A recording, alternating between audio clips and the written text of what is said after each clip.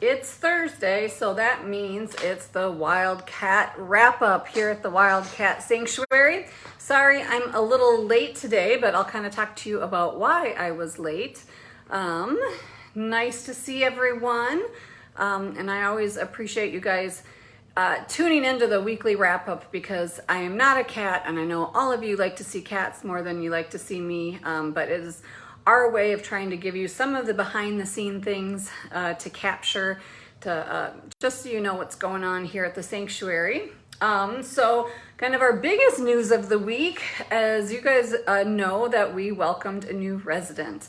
Her name is Erin, and she is a 10-year-old cheetah who's been retired from the species survival program. She's also was spayed by the zoo so that she could be healthy during retirement, and they came out here, inspected the facility, knew of us because of Kitu and Lavani. And a lot of times I like to talk about why we're taking in SSP retired cats.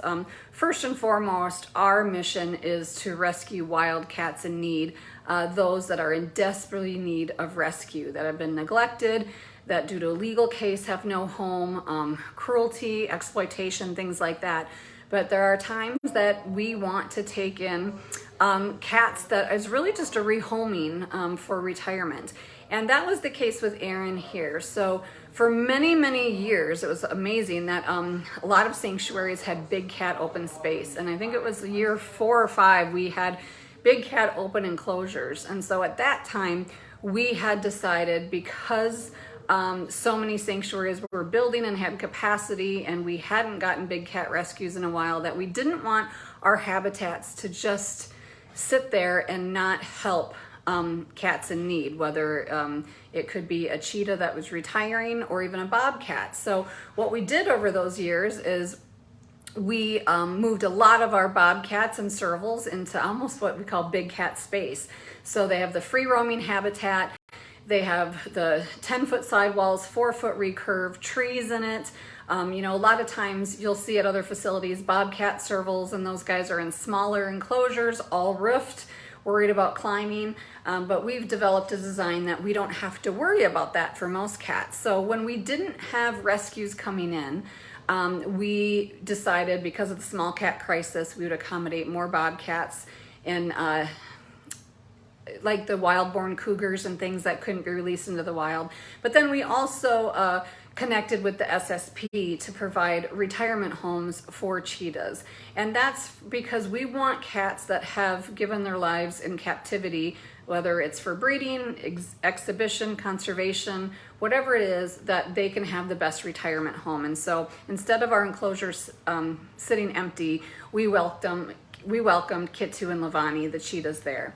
And now that Kitu and Lavani are really at end of life, you know, I was hoping that cheetahs live to be 16 years old, and I guess that is really, really a rarity in captivity, that most live to be 12 and a half or 13.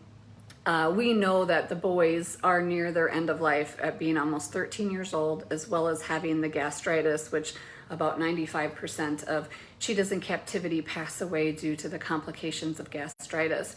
And that male cheetahs in the wild and in captivity live in coalitions, and these brothers are so bonded. Females tend to be more solitary because they're raising young, and then they'll spend those couple years raising their young. So we knew if we had to say goodbye to a Kitu or Lavani in the next few months or year, that it might be very difficult for them. We know nobody can replace the bond they have, but usually when cheetahs are placed at sanctuaries, and there's several sanctuaries that take in cheetahs, 2 cheetahs are placed, even if they're not living together, because cheetahs in captivity are high stress cats and tend to do better near other cheetahs. And so it was really a selfish decision for Kitu and Lavani of wanting to make sure that if one of them passed, there was another cheetah in proximity. And then on a bonus, we get to give a very beautiful, wonderful cat that's been cared for a long time, a home here at the sanctuary. And so I was late because Erin, yesterday, we've been told a few things about Erin. She doesn't like to be locked in, so right away my head went to like Lions, Kimba, and Sophie. But she did really great in her room. The caretakers were very patient with her. She's also never fed off tongs. She's always been fed through a food chute or food put on a feeding station and then her let in. And so she doesn't know what tongs are. So she's really not taking things off of tongs, but Elise built a wonderful table for her in her indoor room, and the food's placed on there. And she's been a great eater. She's been calm. She's been laying in her hammock. And so yesterday, Teresa decided to give her a window to the outside. So they went out, built her like a little small enclosure area where she could go out, kind of see, because we also know she's lived at the zoo for her entire life. And so this is a big change. And then we were gonna work on giving her access. Well, as soon as she got out into that little area, Kitu and Zavlani slowly approached from the enclosure next door and hissed a little bit, but were very appropriate. But that really startled her. And so she did not want any part of it. I think what we thought was that she would feel secure, and instead she just wanted more space. She wanted her bubble to be bigger. So we locked her back inside. We locked Kitu and Lavani back in their rooms. And today the staff spent a lot of time putting a blind of kind of bamboo partway down their shared wall. There's already mesh so nobody can get hurt, but it was to give her some more privacy so that as she walks out, if those boys really are interested in her in a positive way, that she has time to adjust. And so they modified everything again, which was awesome. And so today we locked the boys in and we let her out of the room to explore her habitat. And I would say it took maybe 8 to 10 minutes. She stuck her head out. She was not worried about all the people that, of course, wanted to welcome her here to the sanctuary and see her explore for the first time. She wasn't worried about, we've got construction noises going on, but she definitely kept looking over at the boys' habitat to see if they were gonna be in there. And of course, they were in their room. And so you'll see pictures, she slowly explored every part of her habitat. She came right up to the wall where the caretakers and the media interns were, and Judson and Olivia. She was cautious, but she was not overly frightened. And so we want to give her time in that habitat to really know where her hiding spots are and to smell around before we let the boys out. So we don't know if we'll let the boys back out today or tomorrow, but I think now she won't be so nervous because she has a lot more space to then get away if she wants to. And we really thought, based on both of their lives in captivity and living with other cheetahs and breeding and things like that and having offspring, that she would find more comfort in the cheetahs than she did in the new space. But cats always teach us something new, and that's why I'm so impressed with our staff who has everything thought out. And then even when the cat still says, well, I want something a little different, everything stopped today, and we were able to give her something different that she needs. We're already talking about what does winter look like, because as you know, the boys move up to quarantine for the winter. And now I'll talk about another cat has moved up to quarantine. And so we might do something different this year altogether, because even though the boys are crate trained and don't mind going to their winter houses, we've learned that Erin is not hasn't had a lot of operant conditioning or hasn't been successful at it, and doesn't like going in a crate very much. And so moving her up along with the boys might not be the right thing, and we don't want to move the boys away. So we've already started brainstorming all the ways to make the indoor space bigger down where they are in Cougar Cove by putting more rooms together. We've even talked about how to extend into the hallway, some fencing options. We've also talked about, based on Erin coming from a colder climate and you being used to the outdoors more, and we know Kitu and Lavani really like to be outside in the winter even though they shouldn't. That talked about more heated den systems throughout the yard so that they won't spend more time in their rooms, but they would have several options. And of course, if the temperatures are extreme, we are gonna lock them in and keep them busy with enrichment and things. But just really looking at what the new normal is gonna be for the cheetahs living at the Wildcat Sanctuary. And so far, Kitu and Lavani are doing well. Lavani has not deteriorated from where he was a few months ago. I would say he's even gotten better, but they still have runny stool every day. They have blood in their stool. This is part of the gastritis. The more medication we try to give them to help them, the more they go off food. Cheetahs are very, very particular beings and can get stressed with changes and things like that. So we're really listening to them, and sometimes less is more with cats. We can't always change getting older and things happening, but we can make sure that what they have is quality of life. And that doesn't mean no medical treatment. That means managing medical treatment with quality of life, behavior, habitat, and all of that. So that's kind of why I was late. And it was a big thing that happened this week. It's kind of been a big week. So the other thing that happened was that my boy, baby Jenga, as you guys know, Bobcat baby Jenga, had a grand mal seizure. And of course, it was my second time in years that I have, or maybe third time that I've been on vacation. A lot of times I go out of town for rescues or business, but this was vacation in Colorado, and on my first day there, I was notified quickly by the staff that he had a grand mal seizure. He recovered very well, but obviously at his age, that is very, very concerning. And so the staff and I talked. If he had a second seizure, I was going to be flying right back, but luckily he didn't. He's been put on seizure medication, but we also think that we've seen this with Brianna. Remember the Bobcat, in older in life, there's a new kind of research showing that older cats can have seizures based on an auditory kind of response. So the clicking of the tongs, or that high pitch hitting the bowl that cats love so much, if you do that indoors, or the clicking of the even the kennel fronts, those are kind of really metallic sounds. And you know, a healthy cat that wouldn't probably cause an issue with, but a geriatric cat with a lot of compromisation, you know, it could be the cause of it. And that's what the best case scenario is. But many other scenarios are the start of brain tumors, kidney disease, toxin buildups, liver issues, all things that we see in older cats. So after a day or two of him being okay, he went into his crate just easily for Elise, and she brought him up to quarantine. And I just can't say that, I mean, being on a plane, crying my eyes out. You know, the last time this happened is, if you guys ever remember the Canada Lynx, we had Jasper. He was as much to me as Baby was, and just a cat I raised from this small, just the love of my life, just something that was always very, very special to me. When I went to Africa, he had passed away with grand mal seizure. So this just felt really emotional to me.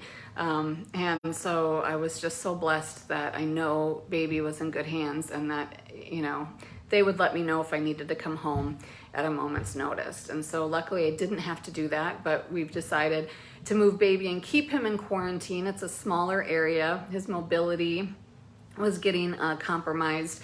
He'll have a bigger indoor room in the winter, and he is loving it. He is happy as can be. I'm going out there every morning and bringing him a can of Supreme or a treat. Cat, he likes even soft cat food, which I wouldn't give to a healthy bobcat, but Baby gets what Baby wants this time of life. And brought in catnip, and he's doing really extremely well. He has Bella the bobcat across the way, so he still has companionship, because I know he loved Beauty, but Baby gets a lot of crushes, and he tends to recrush pretty easily. So far, Bella's not his thing, because he's never liked bobcats. He likes tigers, he likes servals, he likes other animals, but he's doing really, really well. And so all I can ask for is that every day be wonderful till the day we have to make a decision. And so those have been kind of some of the big things happening this week. A very big high with Erin and a very big low with Baby. Other good news is, another thing we're busy is we had more play dates with Savannah Lloyd, Serval Bruno, and Serval Fiona. Today is their second play date, and we're hoping they can remain together. So Elise captured a very cute photo of Serval Bruno and Savannah Lloyd on top of the den box together. So we don't ever want to jinx things. Fiona took her a few hours on the last play date to calm down. She's pacing a little bit. She wants to be away. If she runs, Lloyd sometimes chases her, but that's kind of her MO. She's a higher stress feral serval, so she tends to need time to adjust. And on top of it, we have the electric company and electricians here trying to do that whole upgrade fix. So there's a lot of commotion on the property. So that's adding to it a little bit, but so far so good. We'll keep you posted. And twice today we've had electric go out. Trying to fix the electric. More electric lines have been hit. The main one to the property got hit while they were trying to fix the other property electric. It has been crazy here. The amount of digging and underground and 20 years of what I call spider webs of electric and main power going through everything. And unfortunately, that's what happens. I wish we would have had a master's facility plan where facilities people would have mapped everything out as they go. You can bring electric in to mark, but there's also water lines down there that can't be marked. There's other things. So they're doing their best, but it has definitely been a project of patience, and luckily our backup generators are on, our internet's gone out, our phone's gone out. Now we have ECE Electric here to fix the main line to the property, because the whole point was to get rid of the bad splice that was done when the contractors did the animal care center. So if you get rid of that and you run new electric, but then you hit the main electric line and cause a bigger splice, it's just what it is. So we're working through that right now, but that's been a big one too. And so many of you, also have to say thank you, participated in the auction, the online auction, and made that very successful. So I hope you love your goodies. I'm really excited for everybody that won VIP tickets for the VIP event in September 30th. Also, we have news going on. If you're a sponsor of a small cat or a medium cat at the sanctuary, you probably got an email today about our Silencia support kind of fundraiser. So many of our small cats are on Silencia, which is the new injectable, sub-Q injectable miracle drug for many cats with osteoarthritis. I know so many of our supporters like you have had their cats on Silencia, and it's done an amazing job. But it is expensive. It is very expensive. And I think for most people it's about $80. Luckily, we get it at about $40 per dose per cost. So a Bengal gets 1 dose a month, but a serval gets 2 doses, and a lynx will get 3 doses, and so on and so on. So we want to make sure we have that Silencia support really full in our vet budget, so that we can make sure that we have 6 months supply for all those cats that are needing it. Yesterday, Lisa and I had to go give Bosco, the serval, his Silencia injection, and we gave him food to keep him busy, and we had to give him a sub-Q injection, and he did really good. She works with Aria and Scarlet, the serval, and they have like really skinny shoots. So you've seen the food lockouts, but these are like really skinny shoots that just fit the cat through. And she's been working on them walking through so that she can deliver the sub-Q injection. Because for vaccines, we can do an IM injection as they're walking by, but for sub-Q, it's easier on your domestic cats, but amazingly harder on wild cats, because cats don't want you to pull that skin and tent. And so she's been working a lot. Now, Aria was supposed to get hers yesterday, but with the commotion of the electric and everything, and she's right over there, Aria said, no, not today. So luckily you have like a window of several weeks when you give this, especially if you've been giving it for months. So we'll just keep trying on Aria. But for those that are giving to the Silencia support, thank you so much. Also on top of all this, trying to do busy, what was really important is yesterday we had empathy and fatigue training, kind of compassion fatigue, but it's now framed in empathy fatigue training, just kind of an hour session with Dr. Kim, which we're so thankful for, that just kind of talked about resiliency, how it's important to celebrate the wins that we're doing, how it's important that everybody grieves differently, what we can do to kind of keep ourselves in check and always full at work as well as at home. So that's really important, something that we always do even on busy time of the year. And then next week doesn't slow down at all. We have Dr. Andrew Kushner coming on site next week for Terrace's vasectomy. Dr. Camper will be visiting and Dr. Campbell will be here as well. And then Meredith, who was with the International Fund for Animal Welfare and was instrumental in the rescue and all the logistics of getting the Ukraine cubs to the sanctuary, is going to be on site with her husband too. So it's going to be a mini reunion, but an important day for Taras and all the cats, because it'll be really nice for them to see the cats at 1 year old and how much they've grown from how small they were during the rescue. So we'll bring live posts on Vet Day with Terrace's vasectomy, and then that day we'll wrap up with some of our witness protection cats getting exams and things like that, which we won't be able to show you, but definitely a big week next week as well. And then we have a donor on site. So it was, part of our auction last time was you could bid on coming, sitting in the viewing room during Terrace's surgery, and then having lunch with Dr. Kushner and our vets and me, and then getting a tour with Gina and the caretakers of the sanctuary. So we're excited for that donor to come on site as well.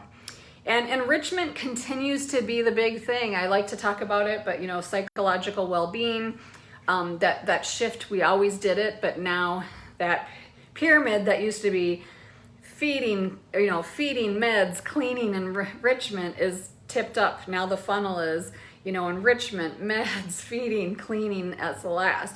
And cleaning is always important, but it's really about, it's okay to have a little bit of dirt, a little bit of grime. The cats love their own scent. We still want to exceed standards, but it's about spending more time on enrichment. And I saw yesterday caretakers, Alyssa and Kelly, just making tons of scent sacks that had straw, scents, catnip, and everything in them that are be given out today. I've seen big posts of wood with a lot of things hanging off of them. It was just so nice when I wanted to go out and spend time with baby today to go grab one of the scent sacks, give him something to do, things like that. So it's really nice to walk around the sanctuary and see the changes. And I know it's really challenging for the staff because the to-do list is so long. So they can't not feed, right? We're going to feed every day, but now we're saying add on enrichment and stimulation and all this, which everybody does, is the biggest priority of the day. And so that's adds more work. It doesn't take away, it doesn't make things more efficient. So even though we flip-flopped it, we've still added more, and they've been really wonderful about, if they're on the clean team or if they're on the enrichment team for the day, how they all work together to make that happen, or the feeding team, the med team. There's still so much to do. So we're still working through the kinks because we just have to decide, is more staffing needed? Do we need to give more time to the feeding again and kind of tailor back on some of the other things? It's just really a mixture of what needs to happen, but it's really a fun way for us to get kind of to this new normal of, it's like I always say again, I've told you before, it's about being at the Holiday Inn. That's a lot of fun with all your friends and family, versus being at the top-notch Ritz-Carlton hotel where you feel like you can't leave your robe on the ground or anything. Like, we want it to be beautiful, but this is about a stimulating environment, not the perfect environment for the human eye. So really exciting that way. And wow, I think I can take a breather now. I think that's kind of a lot that's been going on. I'm still behind the scenes. Kelly, Gina, and I are working on the strategic plan and the business plan for next year. We are, we added Venmo. So Venmo is another way you can donate to the sanctuary. We have, new donation forms. If you go to our website, you'll see where you can round up and cover the fees when you make a donation, which is great because then 100% of your donation goes to the cats, and we'll be sharing more about that in the future. The calendar, 2024 calendar went on sale and can be found at our website or on the Facebook post. And we're working on doing more handouts and things for our outreach booths. It used to be you give brochures. Brochures are kind of the thing of the past. Uproar is becoming too expensive. So we're looking at kind of what other people have done, educational handouts with a QR code to more facts, so that we have a great way of sharing the work we do and how they can support us at outreach booths. And you know, there was one more thing I was going to tell you guys, and I can't remember. I did the calendar. Must be big, but I must not remember it. So maybe next week I'll remember it. But I appreciate all the support you guys give. I appreciate all the sponsors. It is Make a Will Month. So you'll see a lot of nonprofits, including ourselves, talking about, you know, planning your legacy. So it's not about just, you know, making sure your pets are cared for if something happens to you, but it's about that any of your estate or money that's left is honoring you and how you want it. So if leaving a legacy and putting TWS in your will is something you've ever considered, this is a great month to do it. On our website, under How to Help, there is a whole planned giving tab, and you can join our Legacy Pride or things like that. But also there's a tool out there if you do free will. On the website, there's free will tools, and you can create your will for free. You can designate a charity of your choice for free, including the Wildcat Sanctuary, and you print it out and go get it notarized, and you actually have a legal binding will. So it's a great tool. So so many good ways to support the causes you guys love, and I'm just so thankful that you choose the Wildcat Sanctuary as one of them you support. So have a great rest of your week, and I will see you back here hopefully next Thursday for the weekly wrap-up.